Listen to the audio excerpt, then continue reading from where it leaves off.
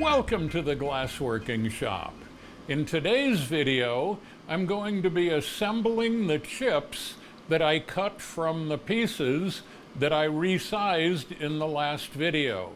And like I always do, I don't show every single part of the process. I didn't show cutting the pieces into chips on the cold saw. I made some prep pieces, some little cups and things like that. And I'm not showing every piece. I'm just showing the things that hopefully might be interesting. So the resizing came out exceptionally well. The pieces are very square, very uniform sized, and this makes it pretty easy to assemble the chips together and get them to look nice. Here's a still photograph showing the chips in place on the ceramic plate, and you can see how the corners are very nice and square, the edges are very smooth and straight, and the whole thing pretty much fits together without a lot of gaps. Obviously the process, it is possible to close up gaps, it is possible to squeeze things together, but the closer they are before assembly, the easier it is to make everything work. So I got the pieces assembled on a ceramic plate, and they're now in the little kiln in my experimental prototype kiln based Chipstack assembly fixture thing that I haven't come up with a cool name for yet, so I use the way too long name to describe it, but maybe I need to get to work and come up with a cool name. So going over here to look at the temperature, I'm preheating to 1500 degrees, which is the softening temperature of boro. And the trick here, there's a couple of tricks involved in this process. That I want to get the chips hot enough using the hand torch and the preheating. I want to get the chips hot enough to get them to stick together and fuse and get a really nice kind of completely welded together surface. But there's a couple of problems. That you can't just put it in the kiln and heat it up to 2200 degrees because two problems. The chips will stick to the ceramic plate. They stick like glue. They'll never come off. They're permanently fused on, and it completely destroys the pattern. The glass basically turns into garbage. So it's a kind of a trick using enough heat carefully to fuse the pieces together, but not overheat, not get them to stick to the plate. And I've been developing this process for a while and having fairly good success with it, but still, there's nothing easy or straightforward about this process. So I'm gonna get the torch going here using a Mirage hand torch, which works extremely well. I'm using a reasonably small kind of oxidizing flame. I don't want to get the flame too aggressive because while I'm doing this, once again, there's a balance involved, and I'm trying to heat the thing up enough to fuse it together, but not so much that I degrade the surface, boil the surface. Okay, here we go. Take the little forklift thing and pull out the pieces and immediately get to work.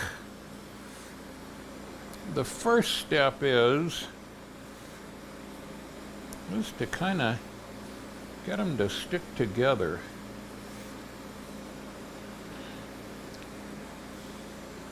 because once they're stuck together, I can move them around on the plate.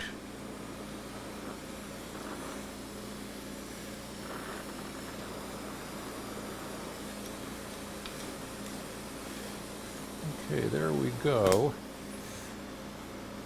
So I'm using a special paddle here with a reinforced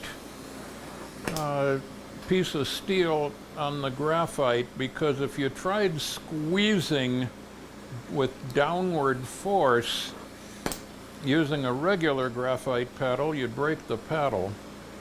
So doing a combination of pressure here, a lot of what I do is downward pressure. I'm heating the surface, pressing down, constantly moving it around, nudging it around just to make sure I'm not sticking, because, like I said before, the trick in this process is to get the pieces hot enough to weld together, but not so hot that they start sticking to the graphite or that I boil the surface. I'm using a lot of the colors in my design are fairly sensitive colors. And I gotta be really careful to avoid overheating the glass. And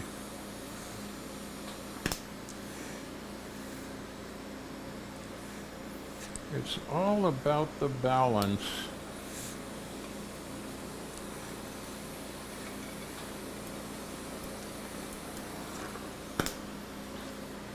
I'm doing this on a ceramic substrate. This is a process that I've been working on for a while with a variety of different designs, different prototype versions. I realize that most chip stackers use the more traditional method of chip stacking, where they put the pieces on a punty or on a tube and assemble them basically in thin air with a bench torch. And this is the way I was taught to do it, and I never really had luck with this. And so I've been attempting to develop this technique. Of course, I can't claim to have invented it because it's based on the classic Italian technique of the use of a pastorelli in soft glass. And there are other Boro artists that use a variant of this technique, so I'm not the only one that's doing it, but at least so far, I've found it to be a very effective technique. I like being able to assemble the pieces cold, and if necessary, do cold working adjustments to get them all to fit nicely.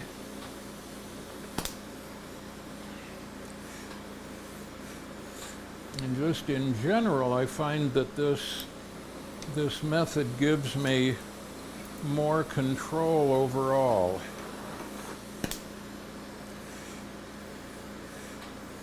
So, just by its nature, it's a slow process.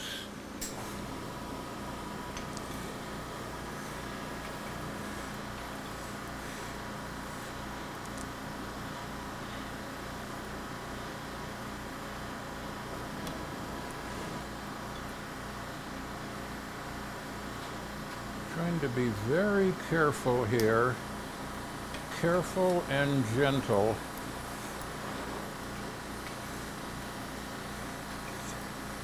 The ceramic substrate that I'm using has been somewhat of a challenge to find a product that works for me. For those who have never looked around in the ceramic business, it's a highly specialized industrial business that is somewhat hostile to experimenters like me. When I go to a ceramic company website, and instead of seeing a buy button, the website says, contact our sales team for assistance with your custom design, I always translate that into, this is really expensive, probably astronomically expensive, because a lot of the customers for these very specialized high temperature ceramics are in our scientific research labs, semiconductor fabrication, and other very well-funded enterprises where paying $10,000 for a custom piece of ceramic is just another day at the office. So I've been trying to figure out, of the available choices that a glassworker can afford, what are the reasonable choices? And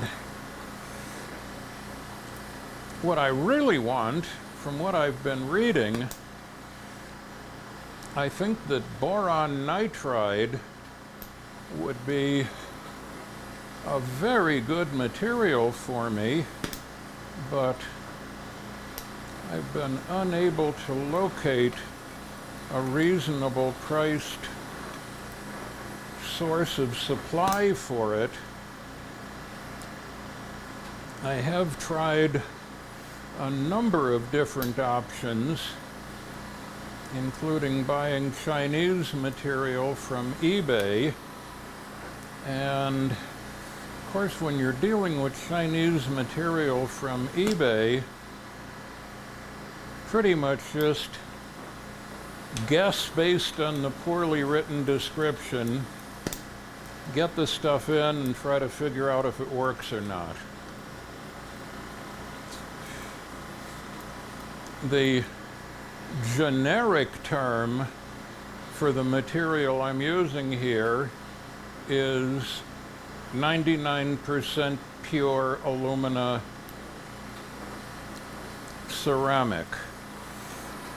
But of course, within the world of alumina ceramic, there's a lot of different variations, some which work better than others.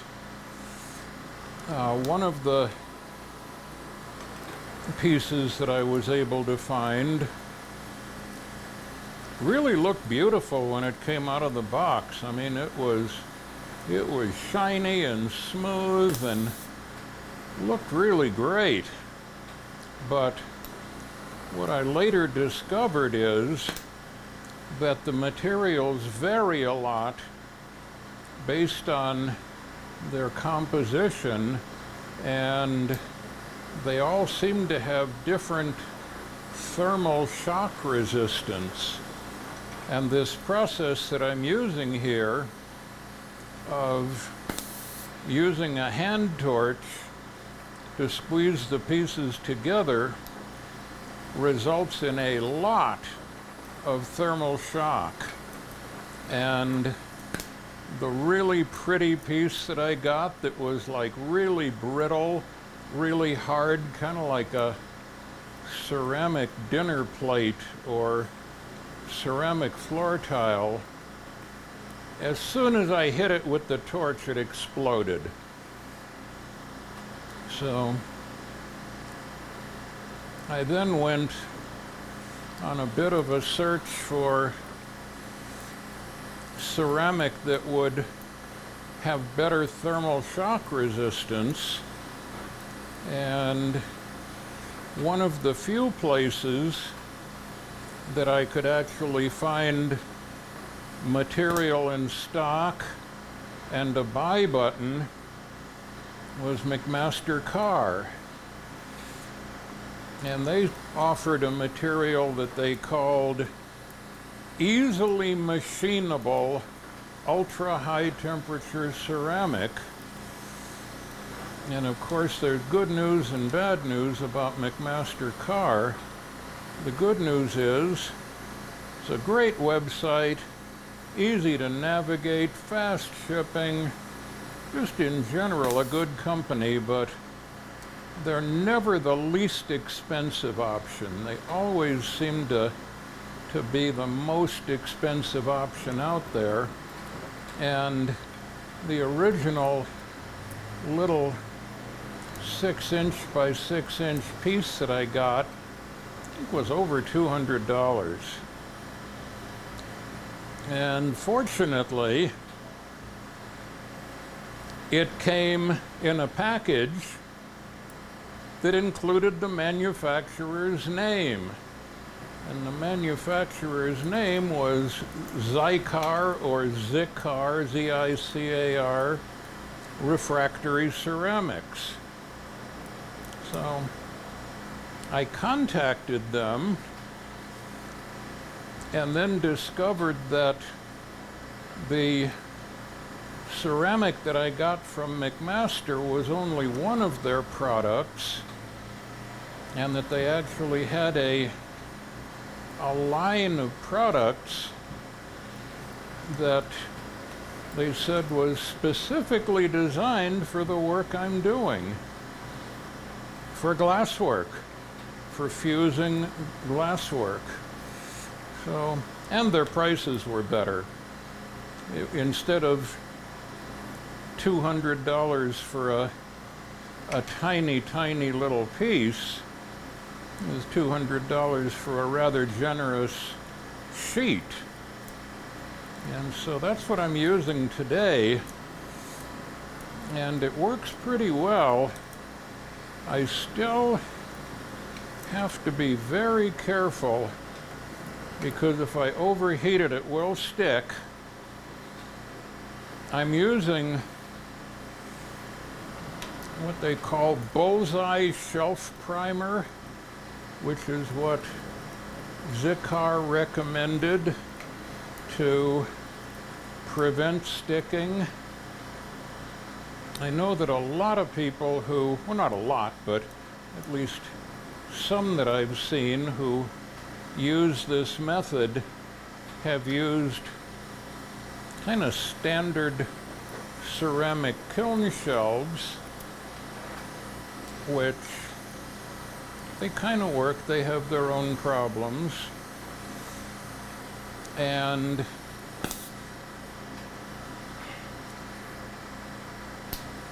I got some ceramic kiln shelf material when I was first experimenting, and it came with the Paragon kiln wash, which was coarser grained, a lot grittier, like sand, and it really stuck to the glass. So I'm inspecting the surface here and kind of like chasing out a few little bubbles.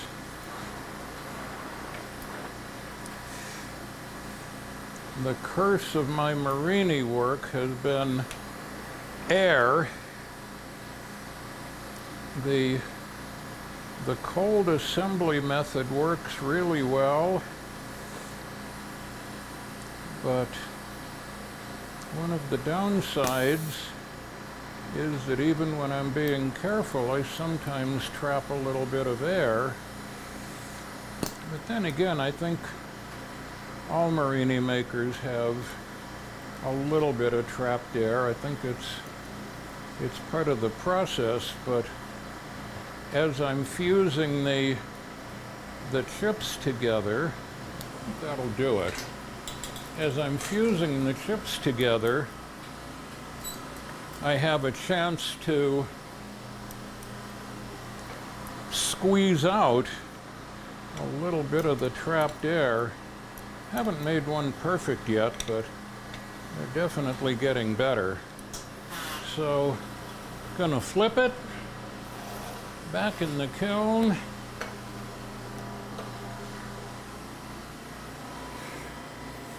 Wait for it to get back up to temperature, and just while it's getting up to temperature, say a few more things about what I've discovered about the refractory ceramics.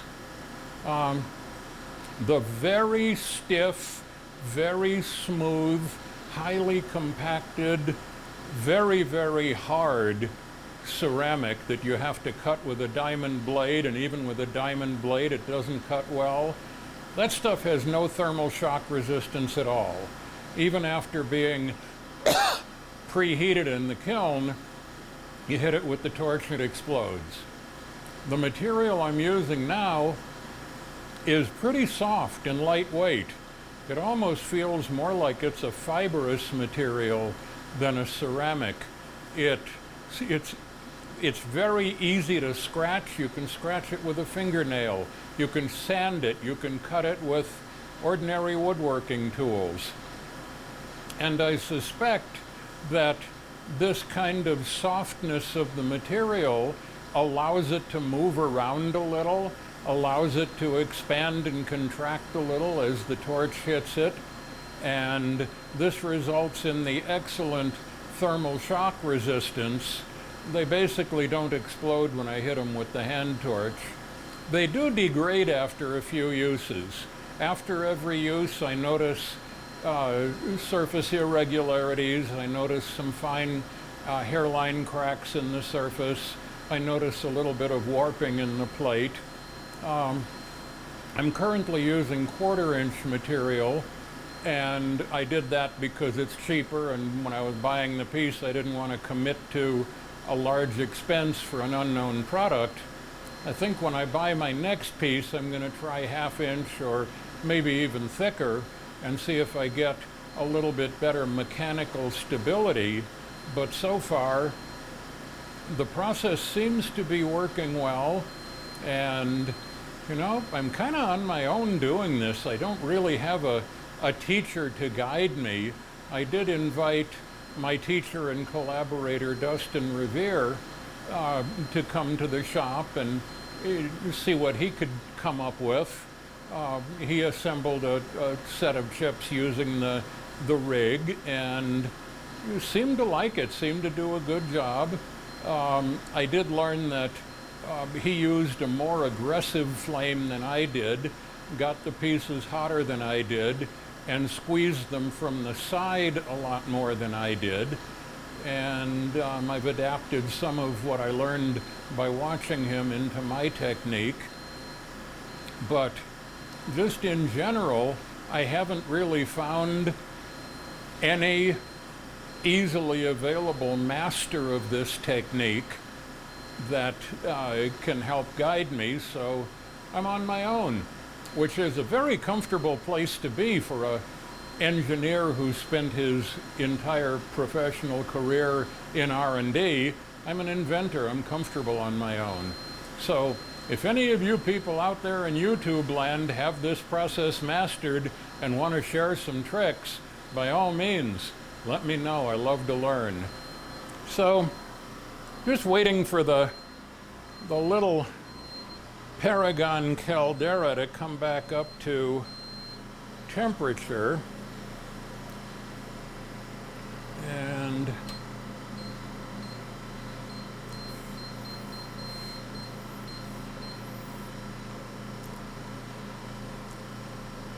it's an underpowered little kiln, and I've actually been thinking about, well, what would the next generation be? What would the next level of development be?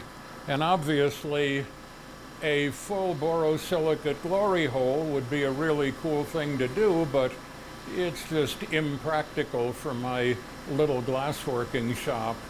The only borosilicate glory hole I've ever seen is in a rather large facility, and it's a really big deal. It was a lot of work to make it, and it's a lot of work to operate it, and it's a really big deal. Way too ambitious a project for this little shop and for the time that I have available.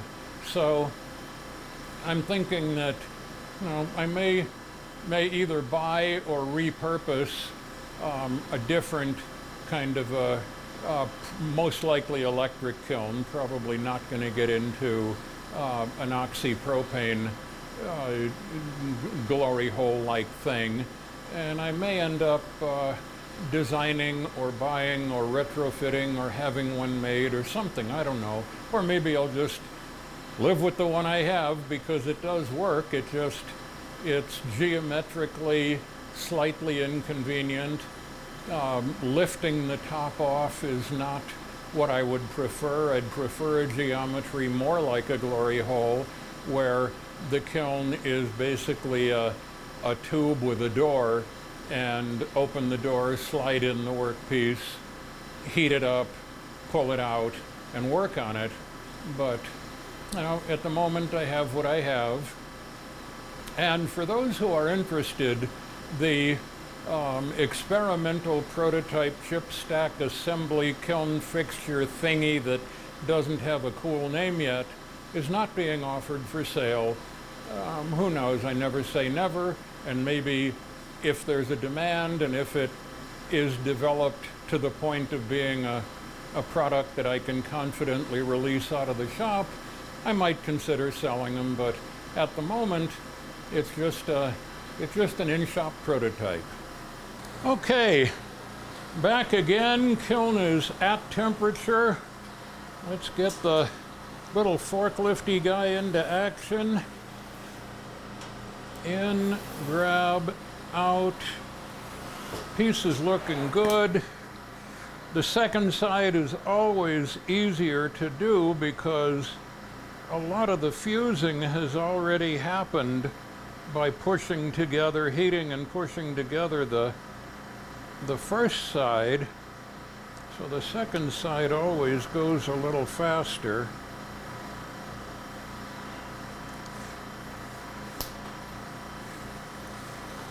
And it's probably just by looking at the way the pattern is coming out, looking like the second side is the better side, so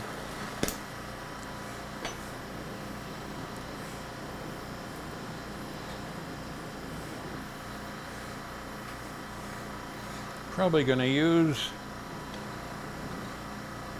the second side as the outer side of my roll-up.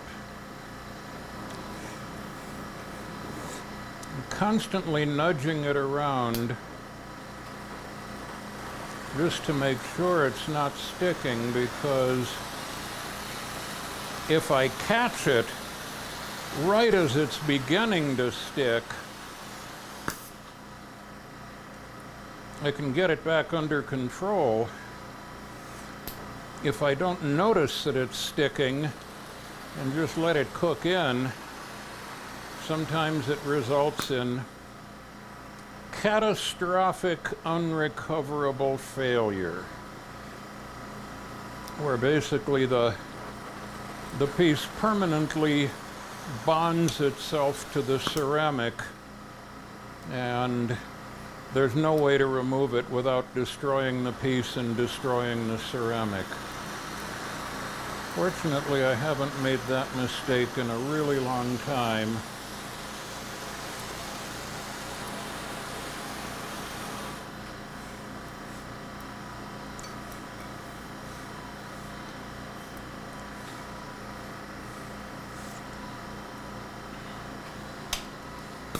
When I first started doing this process, I wasn't really sure how much heat to apply and where to apply it. I started basically using a a micro hand torch and just concentrating on melting in the welds, the lines where the pieces come together. And I had a certain amount of success with that, but then I switched to a hybrid approach where I try to uniformly heat the piece, and then once it's uniformly heated, switch to the smaller flame, which is really nice that the Mirage hand torch has the ability to do this, to be able to like switch instantly between the larger flame and the smaller flame. So I kind of uniformly heat everything.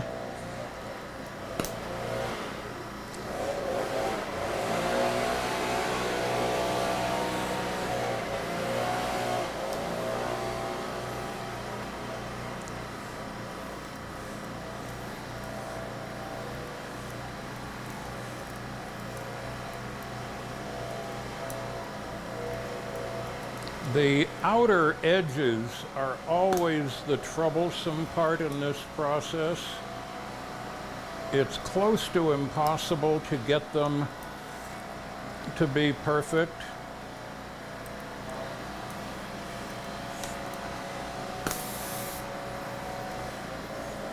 That's because there's two reasons.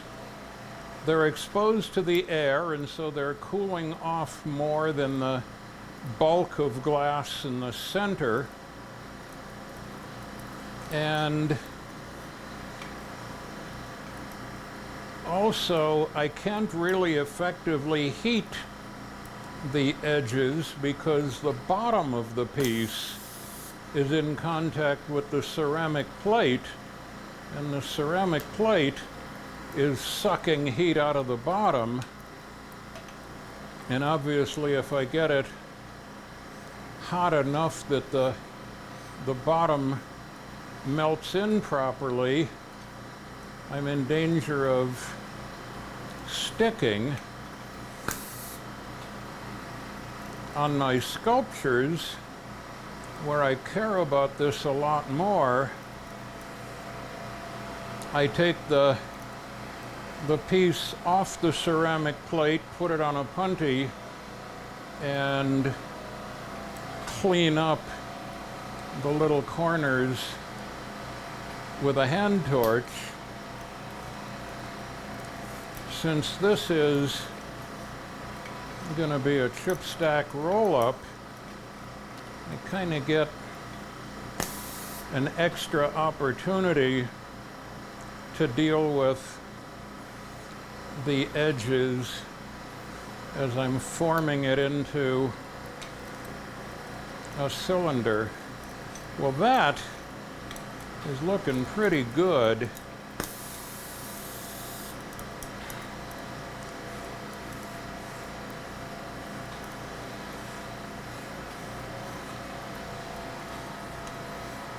I'm going to do my final adjustments here. At this point, the piece is quite soft, and the paddle pressure, I'm using fairly extreme downward paddle pressure.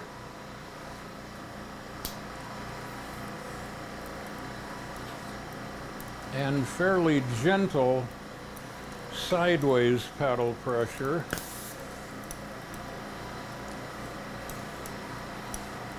One more overall.